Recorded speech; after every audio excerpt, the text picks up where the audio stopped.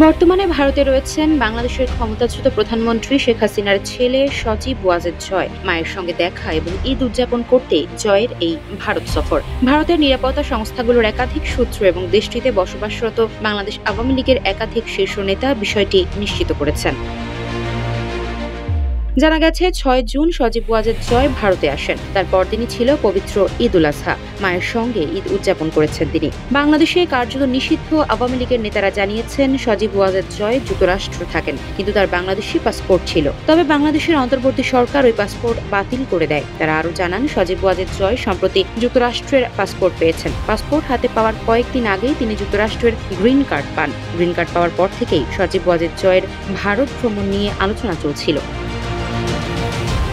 ভারতীয় নিরাপত্তা সংস্থার সূত্রগুলো জানাচ্ছে, প্রাথমিকভাবে মাস কয়েক পরে সজীব ওয়াজেদ জয়ের ভারতে আসার কথা ছিল। পররাষ্ট্র মন্ত্রণালয়ও তার ভারতে আসার ব্যাপারে সবুজ সংকেত দিয়েছিল। তবে সেই সফর এগিয়ে এনে ৬ জুন দিল্লিতে আসেন সজীব ওয়াজেদ জয়। বিমানবন্দর থেকে যথাযথ নিরাপত্তা দিয়েই তাকে শেখ হাসিনা যে গোপন ঠিকানায় রয়েছেন সেখানে পৌঁছে দেওয়া হয়। ওই ঠিকানায় শেখ হাসিনার বোন শেখ রেহানাও রয়েছেন বলে নিশ্চিত করেছে আওয়ামী লীগের কয়েকটি সূত্র।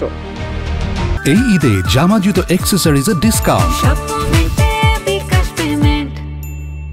জাতীয় নিরাপত্তা সংস্থার সূত্রগুলো এও জানিয়েছে যে ভিভিআইপিদের যেভাবে পাইলট কার সহ সামরিক পোশাক পরিহিত নিরাপত্তারক্ষীদের ঘেরাটোপে নিয়ে যাওয়া হয়, ঠিক সেভাবে সজীব ওয়াজেদ জয়কে বিমানবন্দর থেকে নেওয়া হয়নি। তবে কড়া নিরাপত্তা ছিল, আর পুরোটাই করা হয়েছে অত্যন্ত গোপনে। আবার শেখ হাসিনার মেয়ে সাইমা ওয়াজেদ পুতুলও কর্মসূত্রে দিল্লিতে থাকেন। তিনি বিশ্ব স্বাস্থ্য সংস্থা WHO-র দক্ষিণ পূর্ব এশিয়ার আঞ্চলিক পরিচালক। কিন্তু ভাইয়ের সঙ্গে তার দেখা হয়েছে কিনা সেটা কোনো সূত্র থেকেই নিশ্চিত করা যায়নি।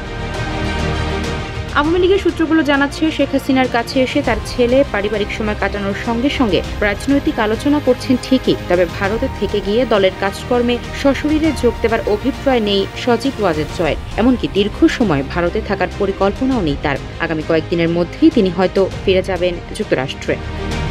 আফসারা নাজ, নিউজ ডেস্ক, ইত্তেফাক।